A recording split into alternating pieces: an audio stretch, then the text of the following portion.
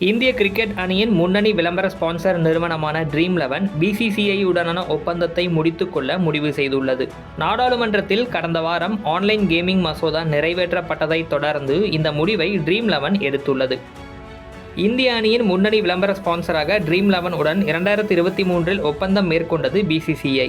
2023 முதல் 2026 வரையிலான இந்த ஒப்பந்தத்தின் மதிப்பு ரூபாய் 358 கோடி.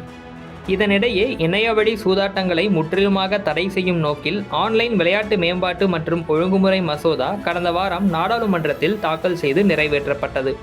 குடியரசுத் தலைவர் திரௌபதி முர்முவும் இதற்கு கடந்த வெள்ளிக்கிழமை ஒப்புதல் அளித்தார்.